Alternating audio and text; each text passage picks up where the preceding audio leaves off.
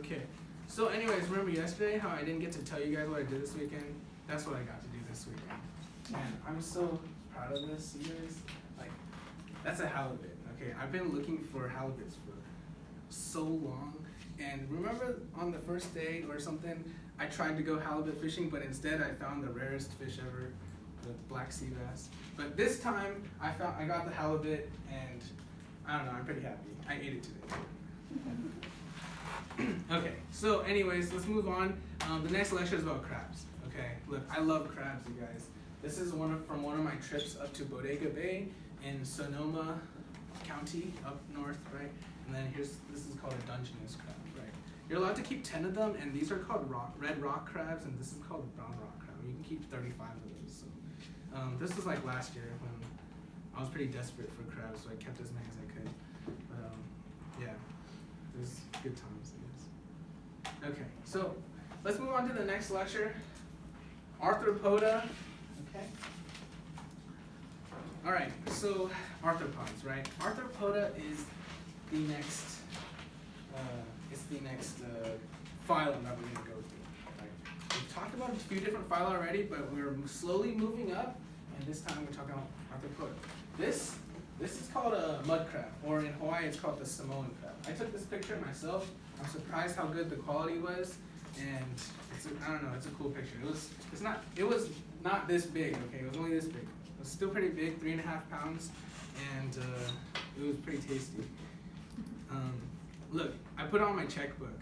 Like, I learned a couple years ago that, you know, you can make custom checks. So now I have a crab there. It's pretty cool. Okay. So.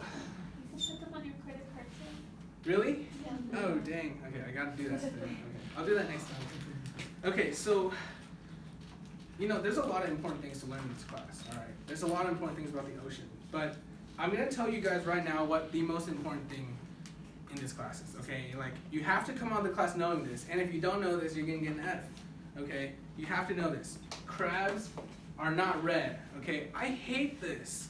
Like, why do people keep doing this? Okay, crabs are not red. They're all sorts of colors. Look at this. Look at this. There's some red crabs, but there's all sorts of colors. If you were to ask me what is the average color for crab, I'd say green or brown, all right? Crabs are not red. Why do we think that? Because the only crabs that you're exposed to is a cooked crab, right? And so, what does that imply when someone draws a crab and colors it red? That they've never actually seen something. Okay, yes, but also that the crab is dead, right? Now, why are people drawing dead crabs and stuff? I remember in first grade, you know, I was doing this like after school program, and everybody knew I liked the ocean, and they wanted me to draw like a ocean mural for them, and so I drew a bunch of crabs, and they would color it for me, and then they're like, oh, Nin, like this, and I looked at it, it was completely red, and I was like, no! So I colored the rest of them myself, but as you guys can see, this is a blue crab, this is a Dungeness crab. When they're cooked, they all look the same, red, right? But that only happens when it's cooked, right? When it's dead. So no more red crabs, right? Okay, so you guys have to know this. Crabs are not red, and they're only red when they're dead. Okay, so stop drawing cooked crabs, and also check this out. I made such a big deal about this in college that one of my friends, when they signed my notebook, wrote this for me. Hi, Nin, thanks for having us over. Keep doing Pokemon and collecting crabs and other sea animals. She drew a crab. If I had green, I'd color this crab green. Wow, so thoughtful, right? So make sure you guys learn this, okay? Crabs are not red. That's really important. There are some red crabs out there, but they're the minority. Okay, so anyways, let's move on. This kind of diagram is called a phylogeny, right? It's basically a family tree. We'll look at phylogenies more and more now that we finally have enough organisms to put on it, right? So we've already talked about these first 4 groups arranged in order of evolution, right? And we started over here. First animal, anything past this is probably going to be a protist, right? What came out first? What's this phylum? Phylum. Peripheral, right? Phylum peripheral. And then later on, we develop some radial symmetry, and we get this. a cnidaria, right? Radial symmetry was found to be inferior to bilateral symmetry, so we later got this, which is a worm, right? So there's a bunch of worms at this point, but this one that I have up here, which one's that? An annelida, right? And how can you tell? It's segmented, yeah, very good. Okay, so annelida, segmented worms, but remember there's a bunch of other worms at the same time, like the flat one, the ribbon one. Okay, and then we move on, and now we have a shell, and soft bodies, and radula, foot, and mantle. What is that? A mollusk, right? In particular, maybe we can even name some of these classes, right? I'd say we can name the class of this, this, and this. Right, that one, you might not know that one, right? Because we can't tell what's made out of. But this one, what class is that? Cyphozoa, yeah. That's regular jellyfish, right? And this one? Oh, phylum Annelida, but class? Polychaeta, right? You know it's Polychaeta because, well, that's the only class of annelids we talked about. But it has bristles, right? Okay, and this, what class is that one in? It's not Gastropoda, but good guess. 1 out of 3, right? What else could it be? Bivalve, right? So clam is a bivalve. Okay, and it leads us to right here. Crabs and the other arthropods are next on our list, right? So let's talk about those guys. Here I have a a grasshopper, right? Here's a grasshopper. Notice that I'm not even using a marine representative this time. This is really interesting, right? Arthropods turns out to be the first highly successful terrestrial organism, or terrestrial animal, right? And based off the shape of its legs, it's pretty clear that it has jointed legs, right? Look at its name. Arthro means joint, right? Like arthritis.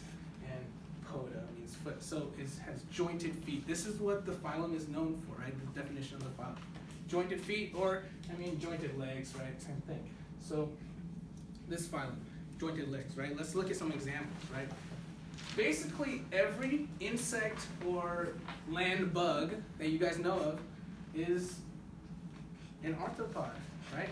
So look, we got a lot of land representatives, and we have a lot of marine representatives, right? Arthropods, they really did something right, okay? This design in evolution, is just so good that they've literally become the most diverse phylum or group of organisms in all the animal kingdom, right? There are more, what I'm trying to say is there are more different types of arthropods than any other phylum combined. Like if you combine all the other phylums, okay, there's more species of arthropods than them, right? And it's all because of this group right here, insects, right? For some reason, insects live in literally every single environment on Earth, right? Even in the ocean, but on land, they live all over the place. It's crazy. Every tree in the rainforest has probably 200 species of insects on it or something. It's just insane, right?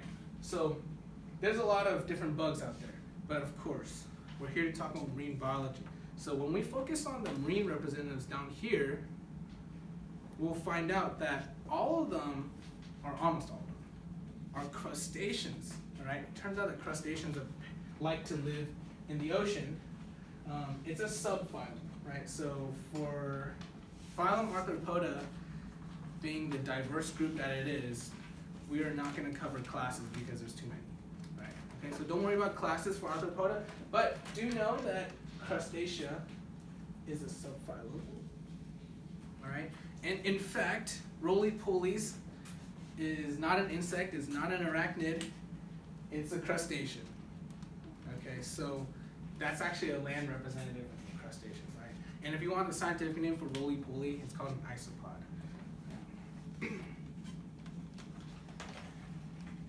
Okay, so crustaceans, right? What do we have here? We have lobsters. This, we're going to learn later, is called a copepod and a barnacle, right? This is strange. How could this weird sessile rock thing that lives on a, be an arthropod? We'll see later, right? We'll see later if it actually has jointed legs. Shrimp, crabs, of course, right? Okay, so these guys all have jointed legs, but in addition to that, look on their backs, right? If you felt an arthropod before, they are hard, right? They are not soft like a mollusk. They have a hard exoskeleton. which, you know, not surprisingly is made out of calcium carbonate. But here's the thing. The crab shell compared to a seashell, a mollusk seashell, is slightly flexible, right? The crab shell is slightly flexible, whereas the actual molluscan seashell is completely stiff and hard, right? So it's not completely calcium carbonate. The crab shell also is infused with this protein called chitin, right? Do not get this confused with chitin. You know what I'm talking about? The chitin, the 8-plated mollusk, right? That's different. That's spelled with an O, right? Chitin. But this chitin is a protein, right? And that protein is inside of its shell.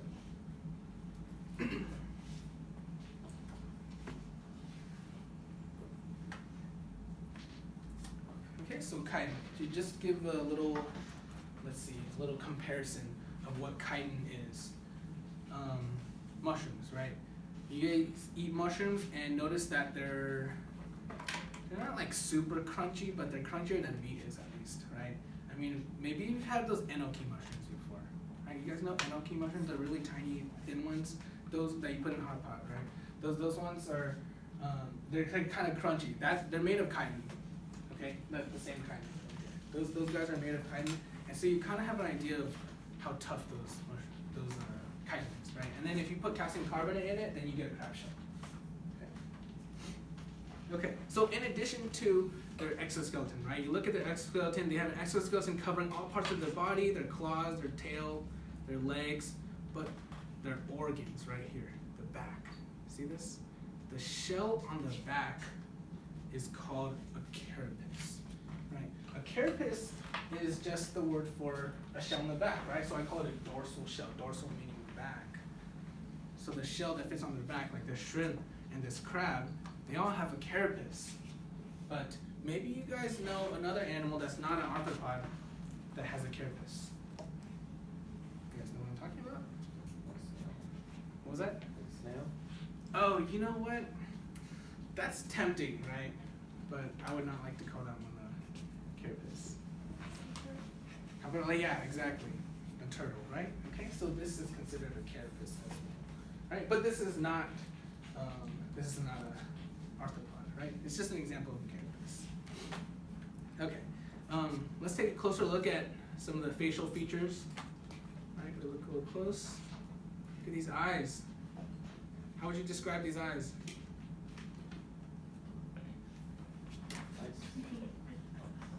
What was that? Those are eye stalks. Yeah, they're not as long as the mollusk's eye stalks, but you know, those are eye stalks, right? It's eyes on the tip of a tube, right? So it's an eye stalk, right? Crabs have eye stalks. Okay, so going back to the hard shell. Clams have hard shells, snails have hard shells, crabs have hard shells. But here's the thing.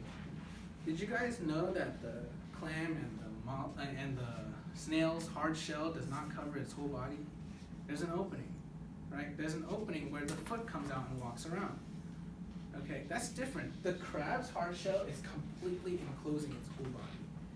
Okay, so what that means is you can't, you can't grow something that's hard, right? Something that's hard cannot get bigger while the thing inside gets bigger, right? Because since it encloses the whole body, then the thing inside cannot get bigger, right? So the thing inside, if it were to get bigger, then it needs to actually take off that shell, right? Since the snail doesn't have the problem of being completely enclosed, it just has to grow its shell around its body and it'll be fine, right? Because its body has an opening at all times. But this one, the body does not have an opening if it were to get bigger and like spill out of its shell, right? So the only way for a crab to grow is, if it takes its shell off, right? Shedding, right? Molting. It's called molting, but for snakes we usually say shedding, right? Crabs, right? They take their shells off. Actually, all arthropods take their shells off, and then they emerge from the back bigger, right? So this is actually one of my pet crabs from Hawaii, and they're molted. It's so cool, right? You get to keep one of their molts. Now maybe if you guys, have gone to Asia before and seen cicadas, right? You guys know what a cicada is? And then they're like hanging from trees, right? And then sometimes you get like the empty shell of a cicada hanging from the tree, right? That's the cicada's molt, right? It's because the cicada is an insect, right? And it's an arthropod. Okay, so they molt. Okay, so molting, a way to grow a bigger hard shell that encases the whole body. We'll talk more about this process in the rest of the lecture. Okay, and the last thing that is symmetry. Notice this spiny lobster that I cut straight down the middle, 2 mirror images, bilateral symmetry, right? Bilateral symmetry implies that it has an anterior and a posterior, and what is at the interior? It's head. Okay, so they have a brain, and they have all the senses, and they can move forward very quickly.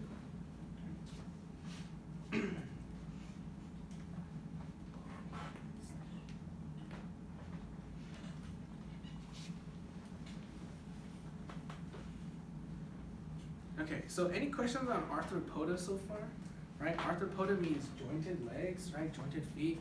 They have an exoskeleton and a carapace, bilateral symmetry, and they're highly diverse, right? There's a lot of different types of arthropods out there, including a lot of terrestrial representatives, right, land ones. Okay, so anyways, for the rest of the lecture, we're gonna kind of follow the crab through its life cycle and talk about different attributes of the crab as it is in a different life stage, right? So kind of like how the cnidarian larva turns into a planula and then a polyp and a medusa, except this time we're gonna really expand on each step, right? Okay, so we'll start with the larva. The larva is known as a zoea, right? Zoea, this is a crab larva. So the larval type of a crab is a zoea. There is a different larval type for pretty much every arthropod out there. That's just too many, right? So we're not going to cover them all, right? I could give you some other examples, right? The larval type of a butterfly is a caterpillar, right? The larval type of a fly is called a maggot, and the larval fly of a beetle is called a grub. And we got tons of different larval types, right? Larval spiders, a spiderling, but a larval crab is called a zoea. Okay, so we're just gonna worry about this one, right? There's too many different larval types because it's a diverse group.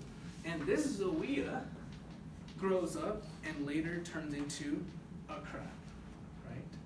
Okay, but before it turns into a crab, it has other stages. So it turns into a megalops first, which is the secondary larval type. It looks a little bit more like a crab. And then it turns into a juvenile crab, which is basically like a crab at this point. Okay, so it starts off as zoea, that is the main larval type, and then it transforms or metamorphoses into the second larval type, the megalops. Now, what can you guys predict these guys are doing in order to turn into the next thing?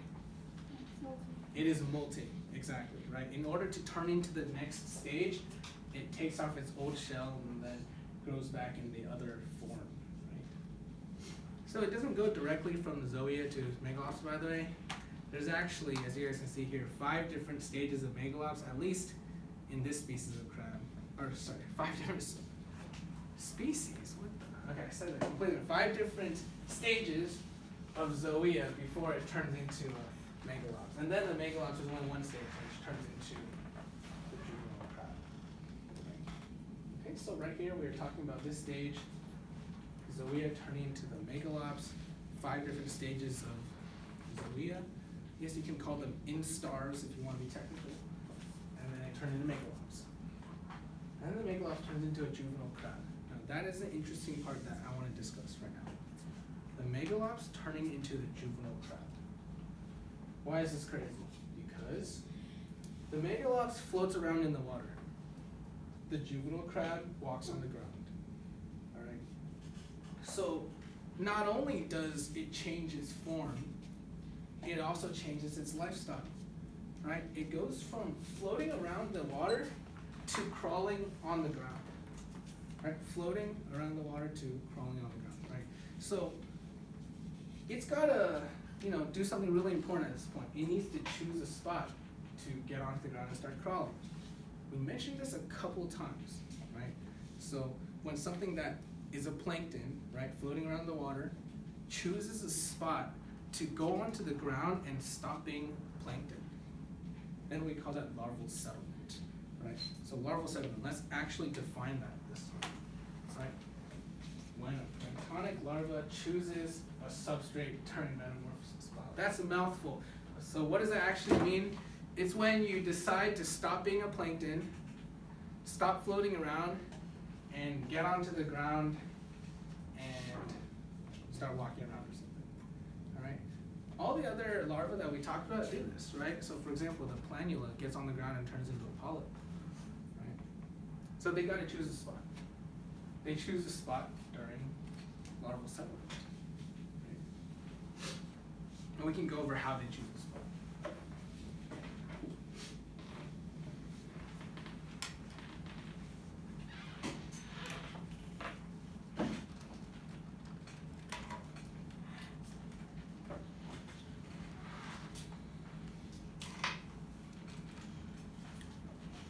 Okay, so let's think about how does this larva undergo larval settlement? How does it go about choosing the spot to settle this substrate, right? If you guys were a pilot in an aircraft and you were to choose a place to land, what would you do? How would you find that place? Somewhere flat. Somewhere flat, but how can you tell it's flat?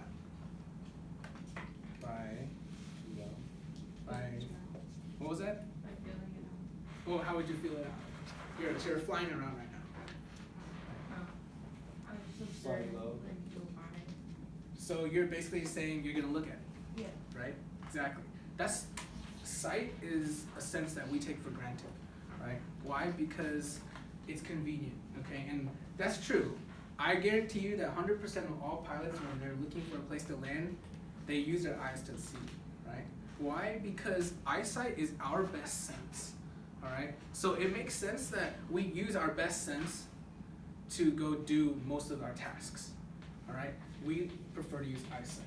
Well, visibility in the ocean is not the best, right? So maybe if you're in the ocean, you're looking for something, you might use another sense instead, something else that, you know, is more powerful underwater than vision is, right? So let's look at this little thing right here. Here's a megalops trying to choose a habitat, right?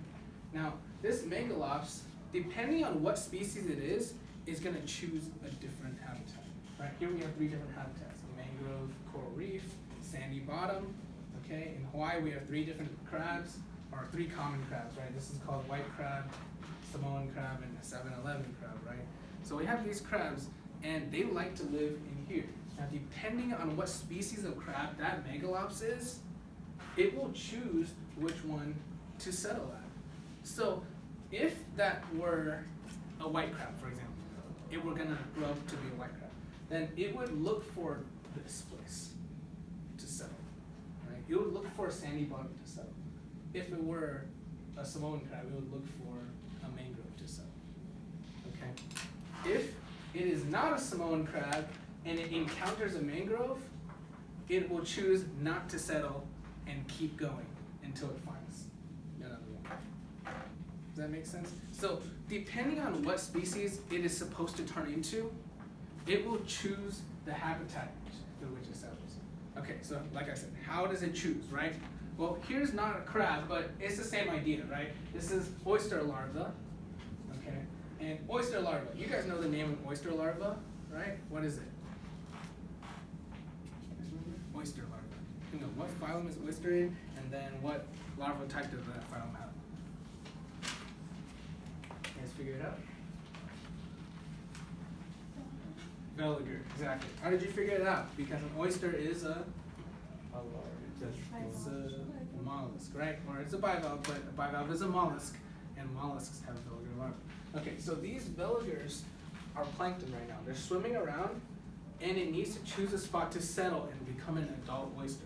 So how does it find it? Like I said, visibility is not the best in the ocean, so they listen, right? This is crazy, right?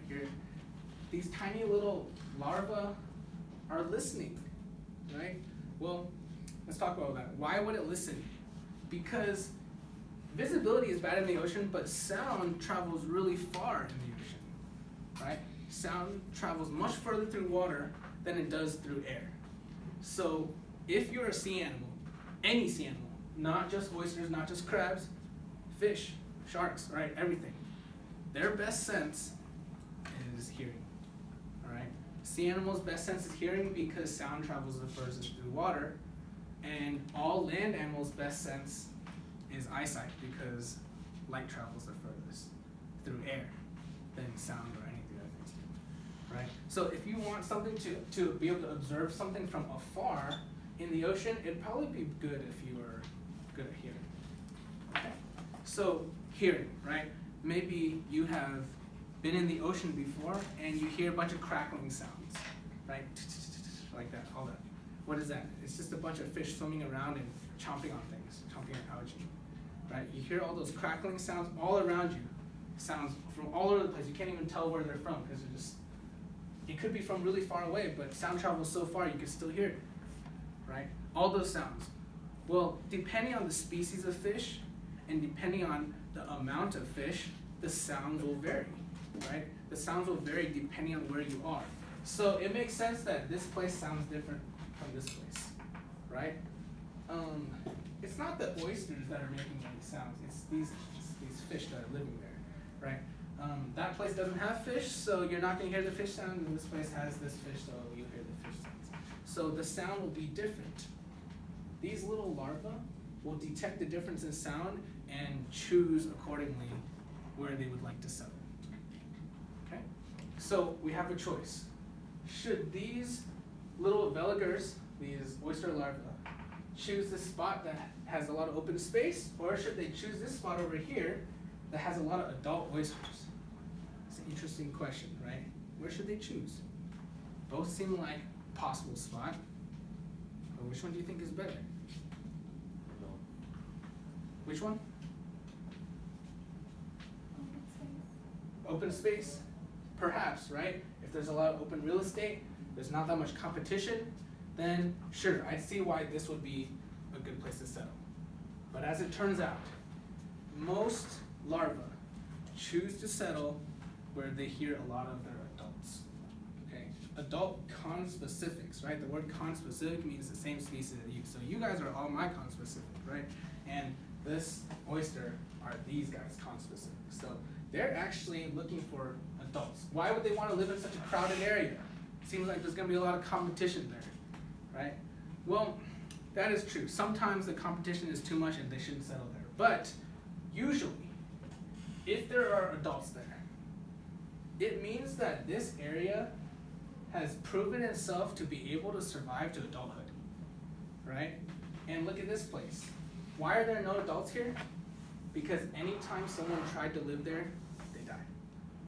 So now does this place sound a lot better, right? This place that has a lot of adults there proves that it's possible to grow until adulthood, and that's what they want. They want to be adults and reproduce, right? But over there has not proven itself. That place shows that it's barren for a reason. Nobody can survive there, right? And this place is crowded for a reason, because it is possible to survive here. So in general, right, larval settlement takes place where there's a lot of adults. And how do they find a place with a lot of adults? Listen, right? Okay, so larval settlement, right? They may look, they may smell, but primarily they listen. Okay? They listen for the place. And what are they listening for? Places that have a lot of members of the adults, right? Because it's most likely to be happening.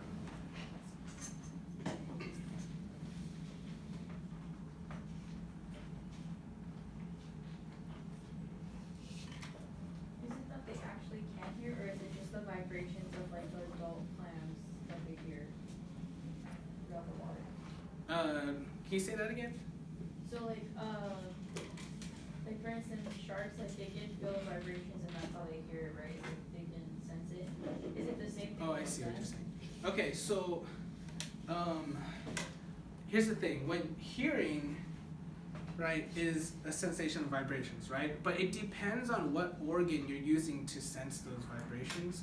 Okay, so if you're using your eardrum, it's considered hearing. If you're using your skin, it's considered touch, right? So for a shark can actually sense vibrations using both, right? So when it uses its ear, it's actually legit hearing, but when it uses its lateral line is what they call it, it's touch, right? So they can sense vibrations and touch and hear it at the same time. Does that make sense? So in this case, do the oysters sense the touch or do they sense the hearing?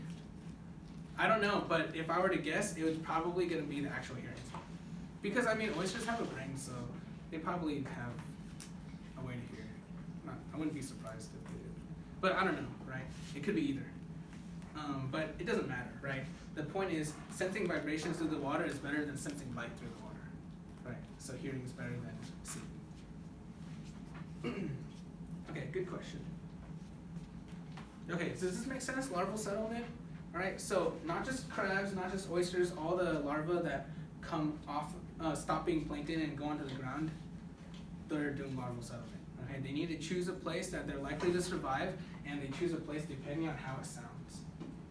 Okay, Tiffany? So like, you know how like people like, let's just say they're like drilling for oil or something Yeah. that is really loud in the ocean. That would affect like larval settlement. Oh yeah, you know, it probably could. Maybe to not a super high degree because usually invertebrates are pretty hardy to these things, but they do affect like whales and stuff, you know, like whale communication. So yeah, I'd say a lot of human activities that cause sounds disrupt a lot of natural marine life activities because they use hearing for almost everything. So yeah, I wouldn't be surprised if it did affect larval settlement as well. Yeah, maybe it'll cause a place to have less larval settlement than it used to. Right? Yeah, that's good. Okay, so let's move on, right? Now we're talking about this part. Right, we just finished talking about larval settlement of the megalops turning into the juvenile crab. Right, and then now we're at the juvenile stage. The juvenile stage is a baby little crab that is about to turn into an adult. Now, a little foreshadowing. How does the baby turn from this size to this size? By molting, right? Crabs grow by molting. So we will talk about that. This is just a recap slide. Right? Okay, so I want to revisit growth of other hard-shelled things. So this is coral and this is a clam, right? Growth of other hard-shelled things growing calcium carbonate. They both grow the same way via accretion, right? Stacking layers upon layers, right? So you start in the middle and you stack a layer of calcium carbonate around every so often. In this case, you start over here and you add a layer from outside. And we know for a clam, they use this mantle to do that, right? Okay, so like I said, this type of accretionary growth does not work in, the crab because the shell encases the whole body. So you can't make the shell thicker because the body inside the shell is still the same size, right? So you have to take the shell off via molting. Now, molting has an even more scientific word than just molting, right? You think shedding is a colloquial term, and then molting is like a semi-scientific word, but the real scientific word is called ecdysis, right? It's okay. You don't have to know that crazy word. Knowing molting is good enough, but ecdysis, right? It means molting, and there's a group of organisms called ecdysozoa. So what do you think these organisms do? They molt, right? Okay, so everybody in that group molts. So here I have highlighted all the ecdysozoans, and not surprisingly, arthropod is part of this group. Sound familiar, right? Okay, that makes sense. But would you guys look through the rest of the ecdysozoans and tell me something peculiar there? What was that? You guys see anything interesting in there? What about it? What does that imply?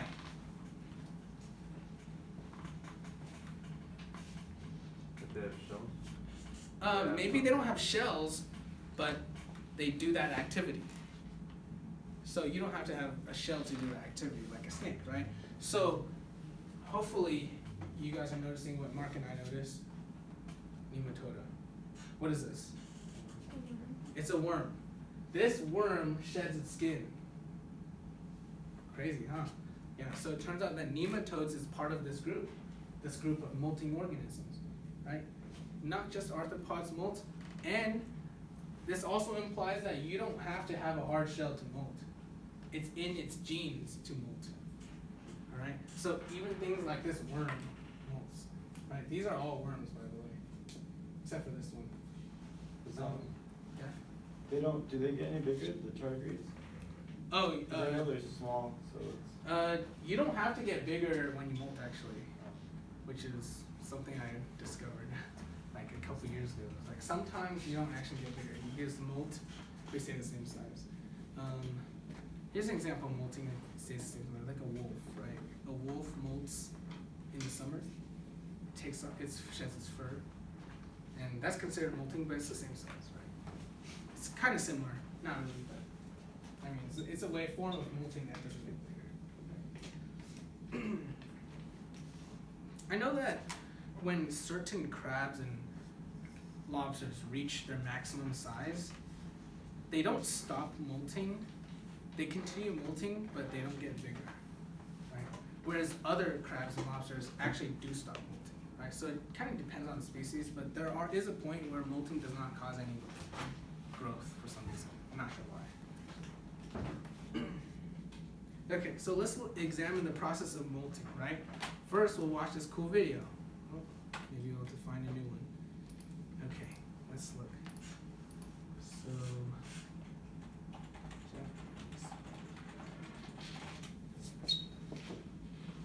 okay, let's take a look at this. Okay, so the Japanese spider crab is the biggest crab in the world, right? Its shell is this big, and its legs are like 5 feet long, so it's pretty big.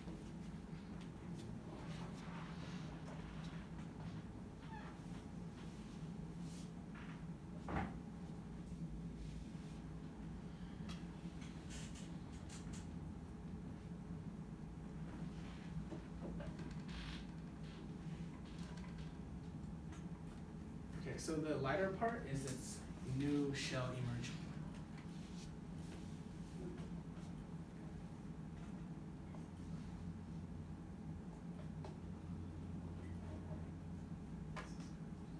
It's gross. Wait until you see what's next.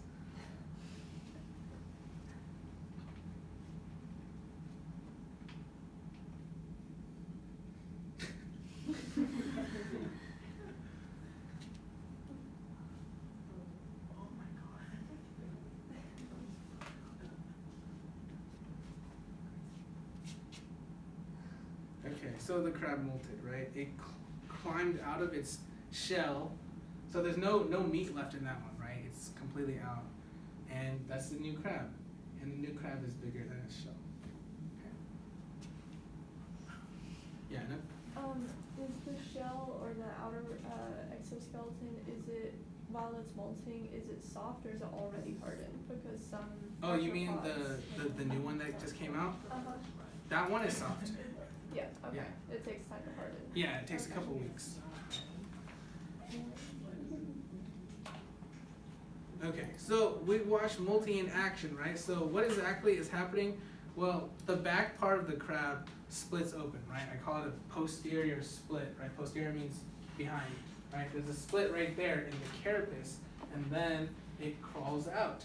And you guys see by the time it gets out, it's bigger. Now why is it bigger? Because as Anouk just realized, when the crab takes off its shell, the shell is the hard part. So when the crab takes it off, what's the new texture of the crab? Soft, right? Have you guys eaten soft-shelled crab before? Maybe, yeah? Well, soft-shelled crab is not a species of crab. It's just a crab that has just recently molted, right? So you get the soft-shelled crab, right? Its shell is soft. So while the shell is soft, it's flexible. So if you were like to squish it, you know, your finger would go into it like a mollusk, right? And then it allows all this water to swell in its body, okay? Okay, so the water rushes into his body, and since it's flexible, the water will blow it up like a balloon, right? So if you put water into or air into like a rigid object, like a metal box, the metal box is not going to get any bigger.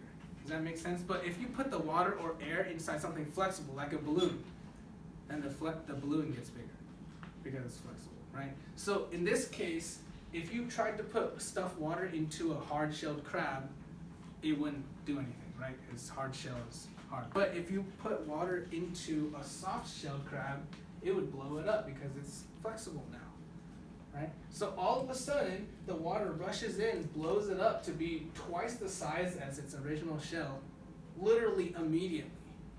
Okay, it's crazy, right? It grows like literally immediately, so it actually magically becomes this big after it used to be this big, right? It doesn't gradually turn from this size to this side. It just is this size, and then magically it's that size because the water comes in immediately, right? And then when the water comes in immediately, now all of a sudden it's big. What does the crab do while it is big? Well, it will wait around and harden while it is bigger.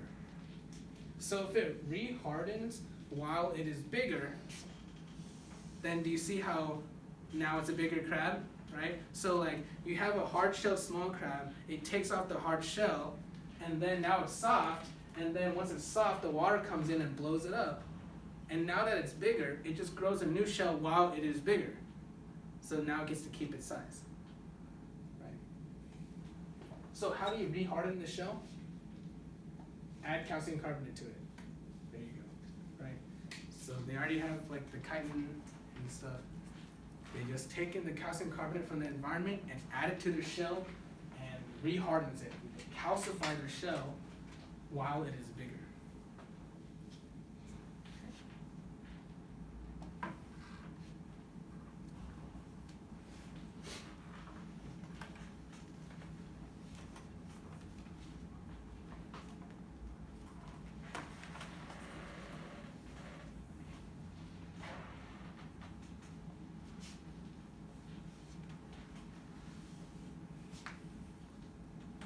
Okay, and then, as you guys can see, the actual crab is much bigger at the end.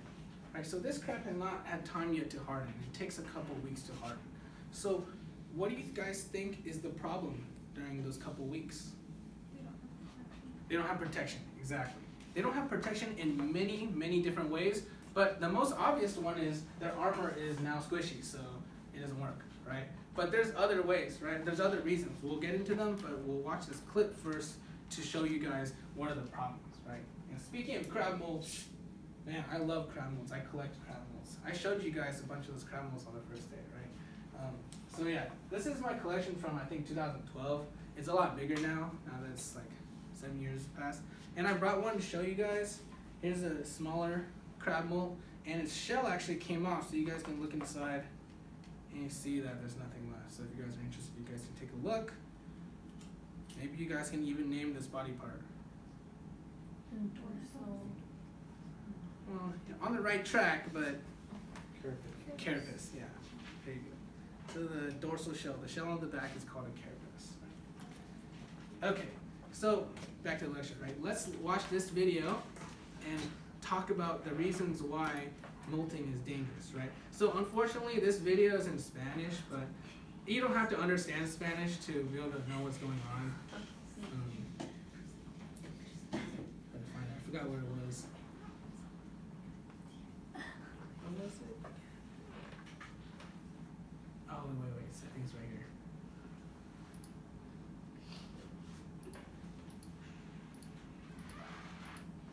Oh man, I don't remember. Hold on, I gotta find this. Oh, I got it. Here it is. Okay.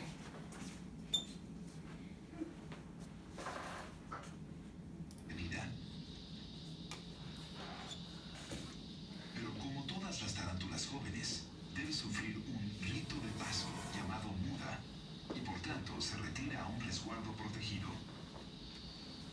Okay, look at the first thing that it does. Casi todas las Get away from tarántulas se it. ponen de espaldas Do you durante think una in muda, general that's a good idea? las arañas carecen de Flipping on your huesos, back? así que Not solo really, pueden crecer right? Okay, despojándose so de su you know, cascarón its externo positioning is o already exoesqueleto. not very good.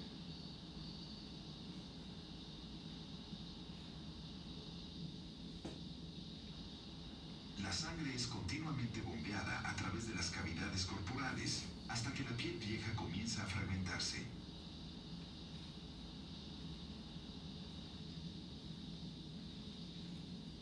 La muda puede tardar de 2 a 12 horas. Es un momento extremadamente vulnerable para la tarántula. No puede ir a ningún lado ni defenderse hasta que ha terminado el proceso. Cuando son muy jóvenes, las tarántulas mudarán alrededor de 4 veces al año. Conforme maduran y se hacen más grandes, mudan en promedio una vez al año.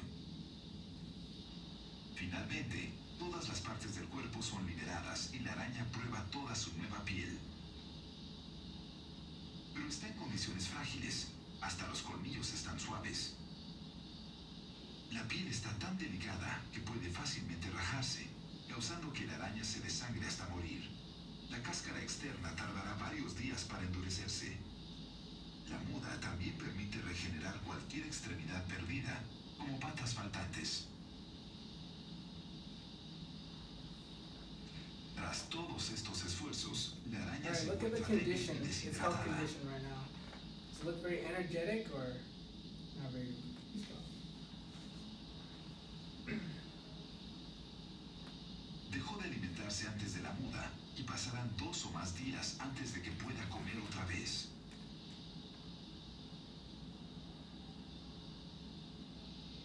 Lo que queda atrás es solo el cascarón de su antiguo ser.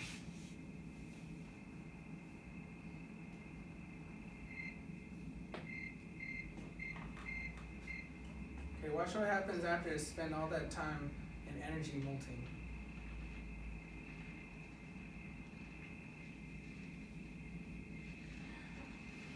That's a centipede, Los it's another ciempiés tropicales arthropod. gigantes comparten su territorio con las tarántulas. Este espécimen de 25 centímetros no es la excepción. A pesar de su impresionante longitud, es un navegante ágil y pasa la mayor parte de su vida patrullando el suelo en busca de alimento. Los ciempiés están entre los animales terrestres más antiguos del mundo. Estas criaturas primitivas han existido alrededor de 400 millones de años y algunos pueden ser altamente venenosos. Al igual que la tarántula, este ciempiés es depredador. Y ni siquiera las tarántulas son inmunes a una emboscada.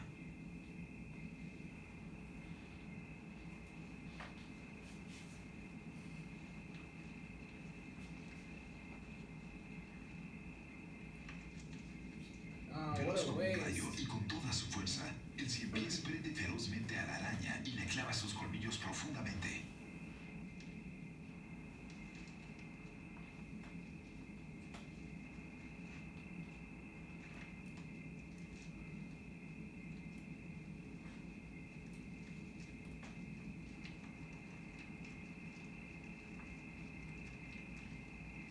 Al igual que la tarántula, el ciempiés tiene 2 colmillos huecos curveados que inyectan veneno paralizante. Okay, so that's good enough, right? So the point is, the tarantula, spent all that time and energy molting, and at the end, it was not only weak and tired, but also it didn't have a shell to protect itself. But in addition to its shell being soft, what else was soft?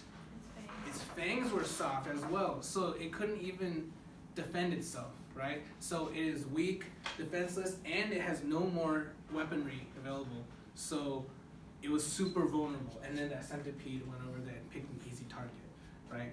Maybe the tarantula will get the centipede back when the centipede molts, right? But who knows, right? The point is molting is really risky, right? Because they're super vulnerable, right? They're soft, they can barely move, right? They're tired, right? The shell at the end is also bigger, and it's heavier for them. You gotta realize, first of all, they're tired, but their muscle has not grown into the shell yet, so it's like they just put on weights with the same muscle mass as before, right? So they're carrying around a heavier shell, and at the same time, they can't use any of their defense mechanisms, right? So for a tarantula, it's its fangs, and you know what are you gonna do with soft fangs? You try to bite something, it just bends, right?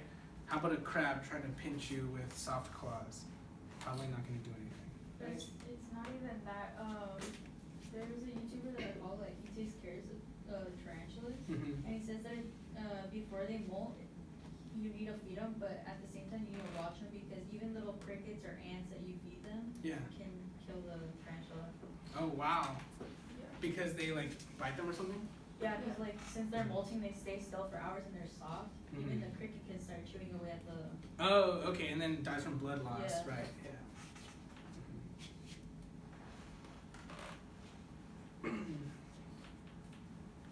Okay, so as you guys can see, molting is really a risky process, but it is what they do to grow a new shell, right? It still happens to work, right? They're still probably the most evolutionarily successful organisms out there, and all they can do is hide, right? It's gotta hide for a while until your new shell grows back. Yeah, why?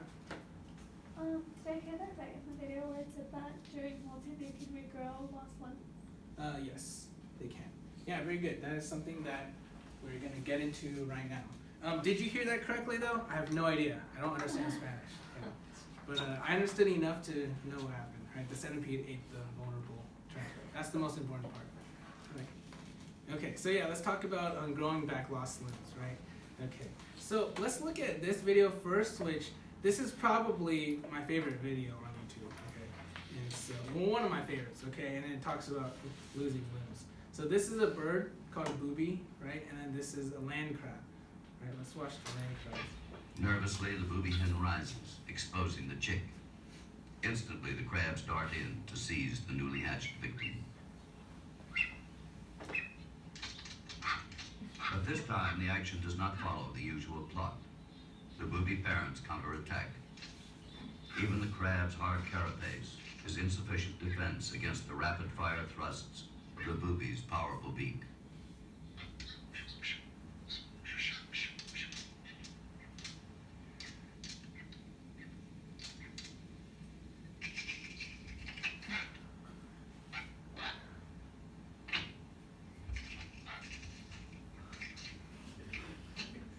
Yeah, I don't even know why the crabs try. Like, that's Unerringly, the booby's beak has found the chink in the crab's armor. Its damaged claw the price of the ill-fated attack on the nest. This crab, also badly hurt, simply performs a quick battlefield surgery, amputates its own claw. In the next several molting cycles.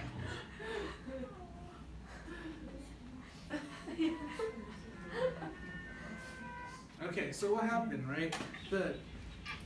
The crab got injured, right?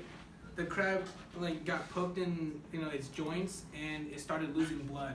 And as soon as it sensed that it was injured, it chose to drop those limbs, right? What do you do when you start losing blood? You try to cover it up. You're not gonna amputate your limb right away, right? But for a crab, that is what they choose to do, right? We'll talk about why in a second. But as you guys can see, injured limbs in that case is one reason why they would choose to take off your own limb. And when you take off your own limb, it's called autotomy, right? Autotomization. So I'll write that one down. Autotomy, right? Or autotomization.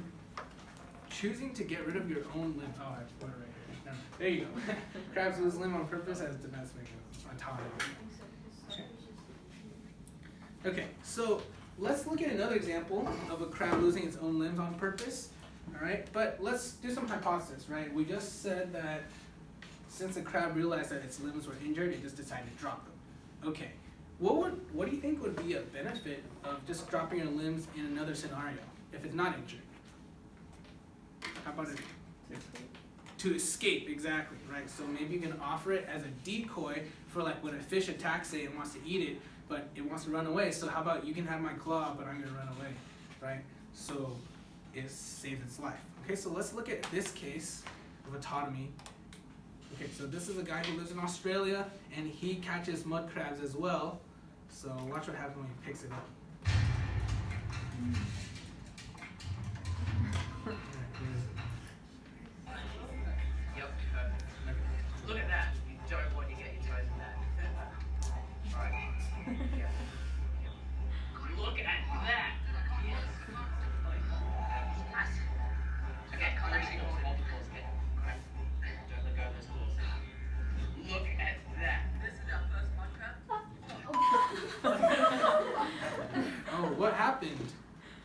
What did the crab do?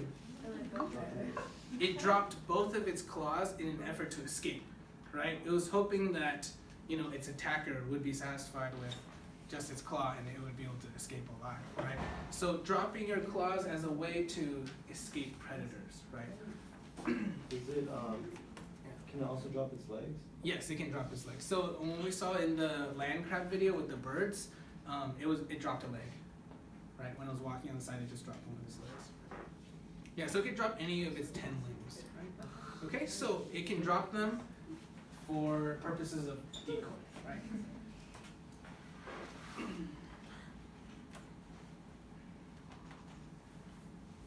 Yeah, now?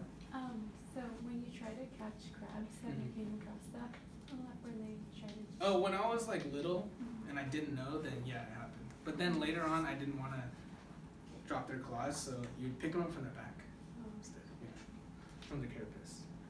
Yeah, but you know, if you try to pick it up with one of its limbs and it feels resistance, it knows it's being attacked, so it'll choose to drop it and try to run.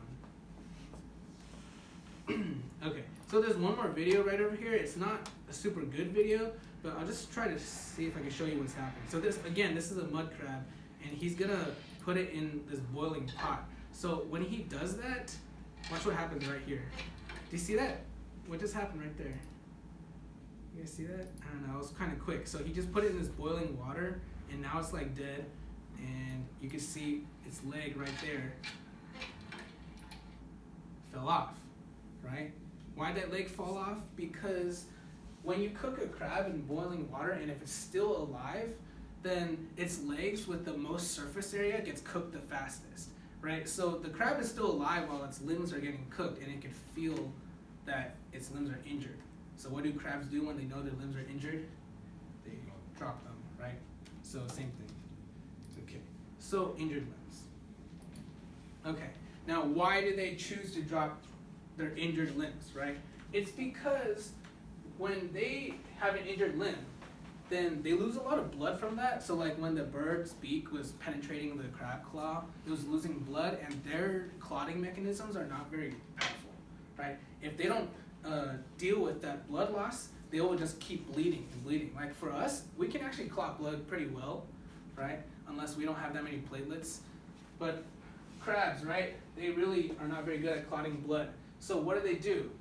They can drop their limbs, because when they drop their limbs, they put a membrane seal over the stump, right? And when they put the membrane seal, it actually stops blood loss, and that is the only way they know how to stop blood loss. So it's pretty unfortunate, right? If they were better at clotting their blood, they probably wouldn't lose their limbs as readily, right? But since the best way for them to clot their blood is using this membrane seal over the stump, then they would prefer to just drop it, right? Okay, so then the membrane seal is flexible, right? The seal that forms over the stump is really flexible, and as they are pumping blood and nutrients in to that area, it kind of starts to bulge that region out. And eventually they'll bulge out like this. What do you think is happening here? It's regrowing. It's regrowing. What was the word for that again? Regeneration. Yeah, so in addition to the worms, crabs can do regeneration, right? But the crab's regeneration is not quite as powerful as a worm's regeneration, right? They can regenerate their limbs, but nothing else, and the limb doesn't turn into a new crab, right? So they cannot do asexual reproduction, right? But when did they regenerate? They regenerate when they molt, okay? So these crabs are probably a part of an experiment to try to speed up the molting process. And so, you take out the limbs, the crab realizes that it lost a lot of limbs and wants to grow them back as soon as possible. So it induces molting faster than usual. And then when they molt, they can, do you realize that they can harden this part at the same time they harden the rest of their body? So when they harden this part, they grow back a new limb, but it's a lot smaller than before. So like maybe if you watch Deadpool, right? And his hand got chopped off. And he grew a hand back, right? But it was like a little baby hand. Okay. Eventually it'll grow back to the same size after 2 or 3 months. right? But at first, it's pretty small, right? So if you ever see a crab with one big claw, one small claw, it might have lost the small claw before, right? Either that or it's just a specific species of crab that has one big, one small, and small. Okay, so yeah, anyways, this is the start of regeneration, and when it molts, then it can regenerate the limb, right? When it molts, it can actually harden its whole body in addition to that membrane seal. And there you go, grows back a new limb.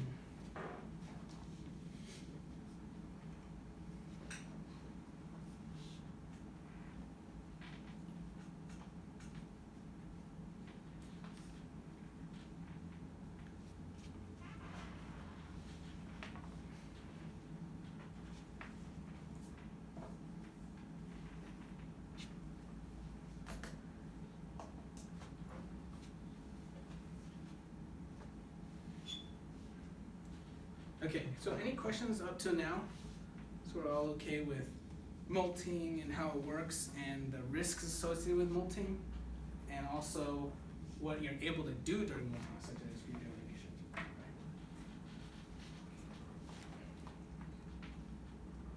Okay, so let's move on. All right, so this is what we covered so far in this section, right? Crabs can molt. They molt so that they can grow their hard shells, right? After they're molting, they're super vulnerable, but, you know, they can regenerate limbs during molting, so it's a kind of a positive at the same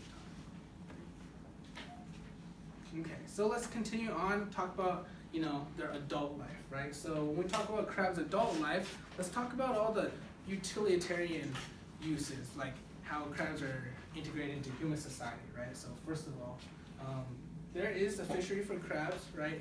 In America, the biggest crab fishery is blue crab, followed by Dungeness crab, right? And then the most fished crab in the world is a swimming crab, and guess where that one's fished? China, right? Of course.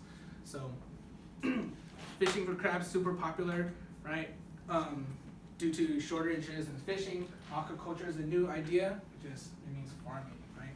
Farming for things. This is something I wanted to get into. Farming for mud crabs, that would be super cool. Yep. And then of course, crabs taste good. Man, I am a really big fan of crab dishes. I made all these myself, and I'm trying to eat like every different crab dish in the world. So I tried making them all. I got like 60 already or something. Yeah, it's pretty crazy. And then also, of course, aquarium pets, land crabs are probably a little bit more popular, but personally I had the mud crabs and the small crabs. But what I really want to get into, right, are a couple of final things. One is this little science experiment that I did back in grad school. This is just a small project I did just to look at the growth, right? One interesting thing that I want to point out is when I took all these different crabs that I caught and I measured their carapace width and their weight, and I put them on this graph right here, this little scatter plot, what I was able to get were distinct groups of crab sizes. Do you see there's a break in between? Isn't that crazy? It actually like is obedient towards those breaks. And what that shows me are unattainable sizes. Crabs will never be this size, right? Why? Because when you're this big and you molt, you magically become this big. You guys see that? So I was actually able to observe the existence of these unattainable sizes by taking a survey of a bunch of different crabs that I caught.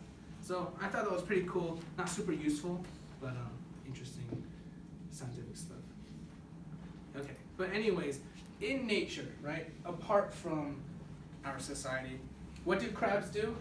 Well, they eat, right? They eat all sorts of things, right? What do you call an organism that doesn't really care what type of food you feed it?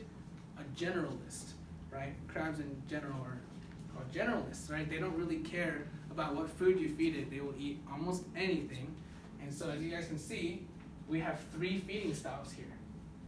Predation, right? When you're actively searching for food, you hunt it down and you eat it, right? Grazing, we already know grazing. Grazing is this crab over here picking off the algae off of this rock. It doesn't have to expend much energy, it just does it at its own leisure. Right? But the last one, which we haven't really talked about too much, is called scavenging, right? You guys all know what scavenging is? Scavenging is basically a form of grazing, right? But it's a form of grazing on dead plants and animals, right? So for example, this dead fish is being eaten by this rock crab right now. Okay, it's scavenging, eating this dead thing, right? Why would you want to eat a dead thing? Well, because it's free food, right? Why not, right? Why wouldn't you want to eat that dead thing? You don't have to chase for it. It's all this meat that won't fight back, right? You have no risk of injury, and it's right there, right? Easy target, right? So eating dead things is usually preferred, right? So if you ask a lion what he prefers, he actually probably prefers to eat a dead animal than have to chase an animal down. It's too dangerous, right? Costs too much energy. But this crab knows that too, and prefers to eat dead things. You know, at the same time though, when you eat dead things, that's really helpful towards the environment. And as we get into talking more about niches and stuff, you realize that they're not really doing this because they're upstanding citizens of nature, right? They're just doing this because they want to get food. But the cool thing is, at the same time of getting food, they actually provide a benefit to the environment, which they're not aware of, but it's really useful, right? So the benefit they provide is, if you do not eat all the dead and decaying animals because nobody wants to touch it, then that dead stuff will just pile around. And that's not good, right? You wouldn't want to have a bunch of dead things lying next to you, right? Why don't you have a lot of dead things lying next to you? Because some animal probably picked it up already, right? But if no animal were to do that, then you get a huge pile of dead things, right?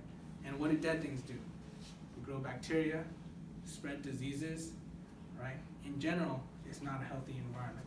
So if you can eliminate the dead stuff before the bacteria gets to it, then great, right? You don't have to worry about the disease transmission and all that stuff. That's more of like a terrestrial example of what happens when you let rotting things stay there, right? But when you let rotting things stay in the ocean, something possibly worse happens, right? So what could happen? The amount of dead things in the ocean. If there's a lot of dead things in the ocean, what's gonna happen? If nobody wants to eat it, then the bacteria will go eat it. The bacteria will breathe out all the oxygen in the water, all right?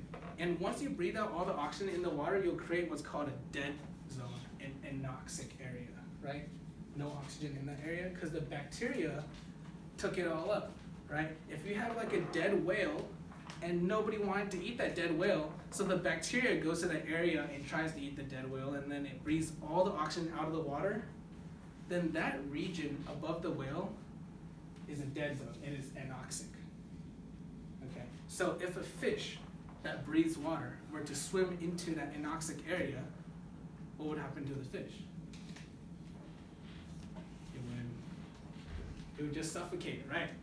You know, and the fish doesn't know which direction is out. You know, it just looks like water.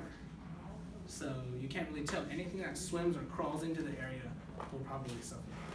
Right? So, you know, scavenging all of a sudden becomes super important. Right? The less scavengers you have, the more likely this happens. Okay? Sometimes you get so much death that there's not enough scavengers to take care of it, and then you'll get an actual dead zone, right? That would be bad. But under normal circumstances, with a normal amount of dead things, the normal amount of scavengers can finish it off before the anoxic dead zone occurs. So that's usually okay. Okay, so scavenging prevents the bacterial growth in the anoxia.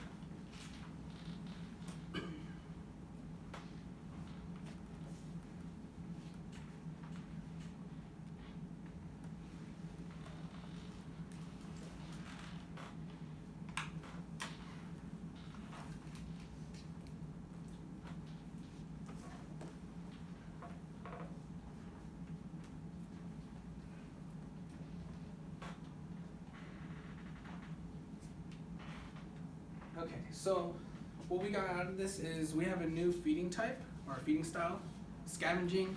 So it's kind of like a combination of predation and grazing, right? It's predation because you're eating like meat for the most part, but you can also eat dead plants. And then it's kind of like grazing because you don't have to chase it after your food, you just pick it up. Right? But the point is you just eat a bunch of dead things and it turns out to be oddly helpful to the environment. Okay, so on to the last topic, reproduction, right? So crab reproduction, right? So crabs clearly do sexual reproduction, right? They don't do asexual reproduction. If they did, then if they dropped a limb, then they could grow back a new crab, right? Well, they do sexual reproduction. The male finds a female crab, but here's the problem. Crabs are hard-shelled, right? So think about that. Two hard-shelled organisms going at it. How difficult might that be to do sexual reproduction, right? So let's observe what actually happens, right? Here is, inside of some research lab, someone's observing blue crab molting, right? So here is the male crab, and the female crab is right here, if you guys can see. So what is this? What's that? Shell Of what? of the crab that molted. Which crab do you think molted? Do you have a guess? Male one. Could be the male. Could be the female. Well, you can tell because you can look at the color of its claws, actually. Yeah. You guys tell? Which one is it? It's the female, right? Because it has the red tipped claws, right? Okay, so the female crab molts before they mate. Well, that makes sense, right? Because what happens to the crab after it molts? It's soft. Now does it make sense, right? They can mate after the female becomes soft. So what happens here? The female crab is about to molt and starts releasing chemicals into the water. The male crab can smell the chemicals and knows that the female nearby is about to molt. So what does it do? It grabs onto the female. So this female is still hard shell right now. It grabs onto the female and carries her around and kind of like hoards her, I guess. Kind of like, keeps her until she molts. Okay? So it just keeps her in his presence until she molts. And then when she finally does, a week later probably, then they mate. And then the male crab sticks around for a couple more weeks until she hardens back up. And then they leave forever, right? So that's what they do, right? The male crabs need to look for a molting female. It's impossible to find a female that just molted because how rare would that be, right? You'd have to stumble upon a female that literally molted an hour ago, or else it's not going to work. Because if she started hardening a new shell, then it's just not going to work anymore, right? So you have to find one that's about to molt and just wait until she does, right? I kind of actually do that myself too. If I ever want a crab molt and I stumble upon a crab that I know is about to molt, I'll take it and put it in my fish tank and feed it until it does molt. Right? Then I'll let it go after it molted. I'll keep the molt and add it to my collection, right? But this is the same thing that the male crab does. Okay, so yeah, the female crab must molt in order to reproduce because it becomes soft. So there you go. Molting may be a vulnerable activity, but it offers two things, right? What are the two things? I guess three things, right? But what are the two things that we talked about? Yeah, an opportunity to regenerate, and also it allows them to molt at that time, or mate at that time. Right? The third one is it allows it to grow big, right? But that one's kind of a given.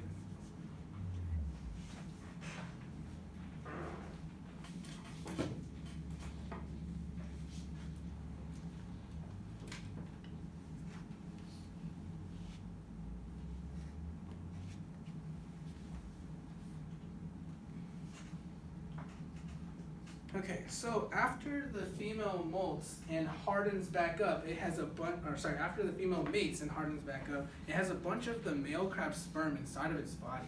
All right. So what the female crab does is it doesn't get pregnant. Actually, it actually holds the sperm in its body and chooses when to impregnate itself. Right. So when does it do that? Right.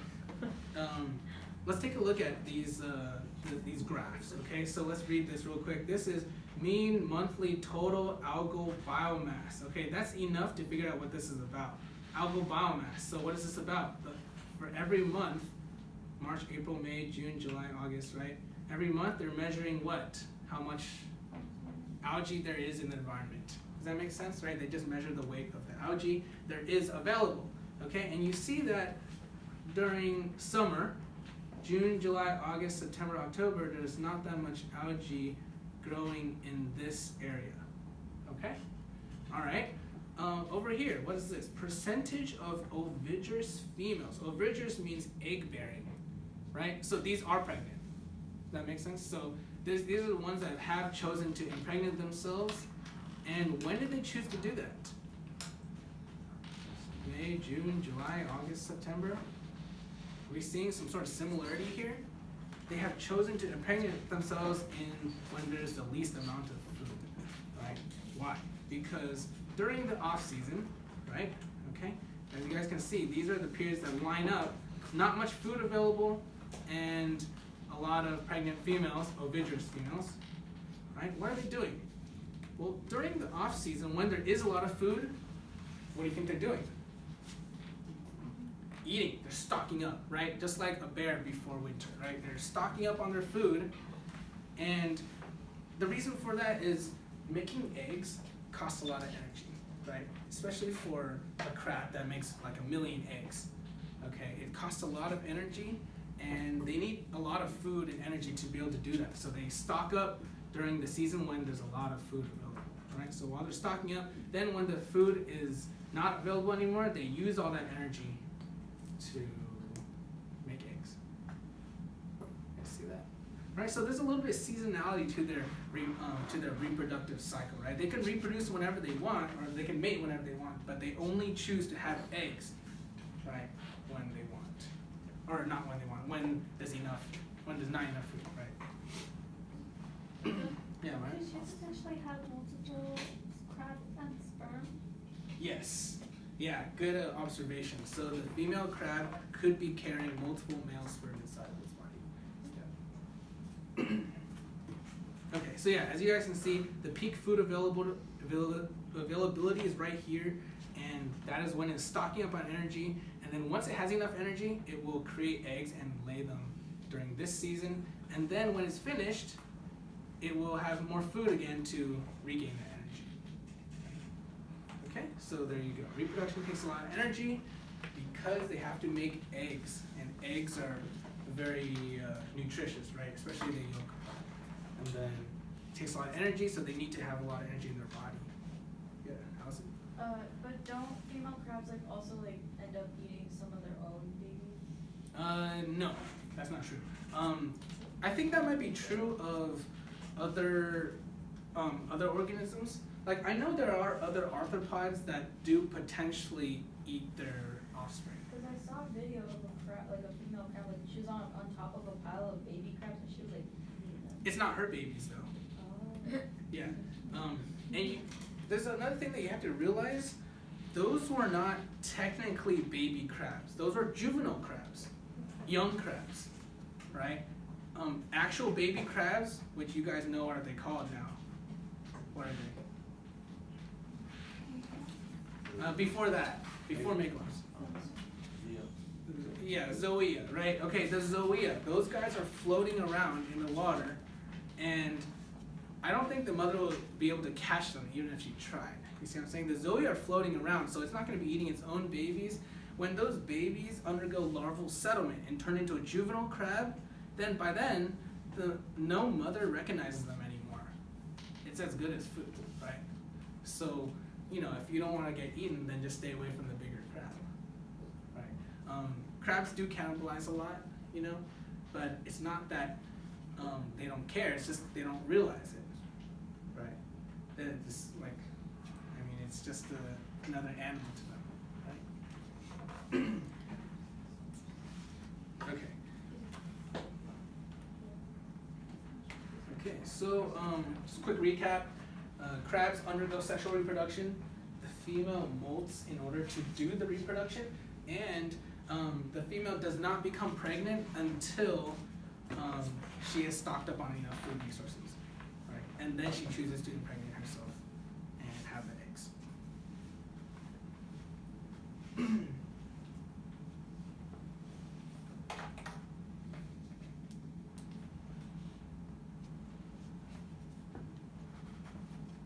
Okay, so Has anybody like seen like the undersides of crabs and can tell the difference between the male and female? Is anybody familiar with that? Turns out that one of the features you can use to tell the difference is their abdomen. So you look at the abdomen under the body, and like, so if this is their carapace, right, and you got their eye stalks there, underneath their body they have an abdomen right here, and it may be pointed like this, right? Draw another one, or it may be rounded like this. Okay, so which one do you think is which? The male on the left and the female on the right, right? That's correct. Why do you think the female would like to have an abdomen that looks like this? What was that? She can hold the eggs. She can hold the eggs, exactly, right. So the eggs are going to be attached to her ventral side, and she holds them underneath its abdomen, right? Well, so let's see what that looks like, right? Fiddler crab spawning, right? This is a clip from my favorite movie when I was a kid. I watched this like 100 times already. My sister got it for me when I was in like 2nd grade. The caterpillars Yeah, survive I love the this flood. video. It's so cool. Safe in the watertight cocoon, it raises below the surface.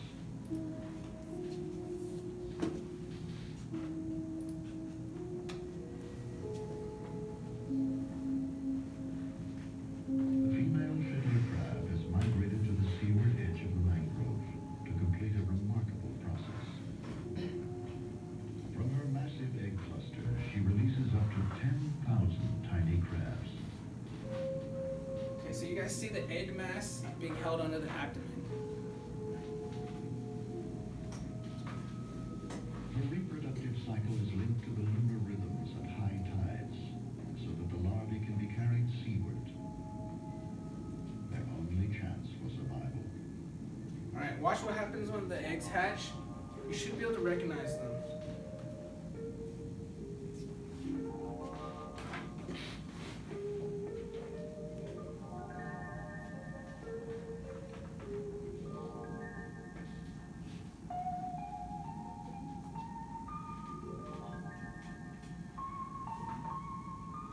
Like gleaming stars cast into a liquid sky, the young begin to feed immediately on microorganisms.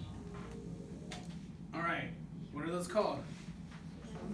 Zoea. Don't they look like it? Right, you guys can see they got the head with that tail that we saw earlier. Right, so this is not yet the megalops, but they will turn into that in a week or two. Okay. Zoea. Watch what happens minutes after they are born. Right?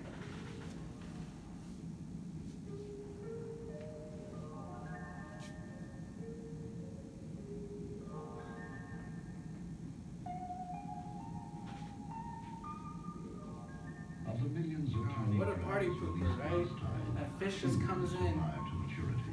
and just starts eating the babies Those right that away. escape the fish of the mangrove may be devoured by offshore predators.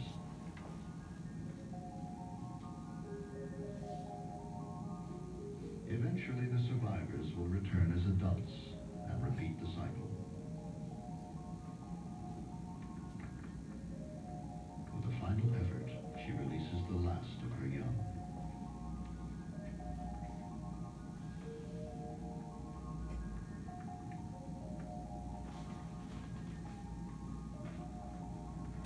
Okay, so those fish are not malicious or anything, right?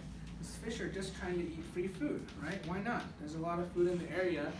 If nobody else is gonna eat it, then I'm gonna eat it, right? It's easy to catch, and there's a lot. So here we have an example of something called like an R-selected animal. Like it's just like a growth strategy in which you're not going to put that much parental investment in your young, so you just have a million of them and hope that 100 of them survive. Yeah, that's it. So that's why they produce so many, because they know that they're going to get eaten right away, like that. And like I said, of the millions, right, only a few percent ever make it to adulthood. And they know that's going to happen, so you just, play the numbers game and hope that a few of them survive until adulthood. That's it. Right. Okay, so in the end, we're back to the starting point. so that's the end of this lecture right here. Does anybody have any questions on crabs? Yeah, Jordan? How long is the, they don't like the baby for? Oh, how long are they floating around like that? No, like how long is like the female pregnant for? Oh, how long is it pregnant for? Well, it depends on the species, but if it were this, the species that we talked about, where'd it go? This one, let's see, right here, then we could see that up to 5 months. Yeah, or less. So it just depends, right? So I would imagine that there are some females that get pregnant in March or May and don't release their offspring until the end. So just to be conservative, probably the maximum amount of time they can be pregnant is like the maximum right here.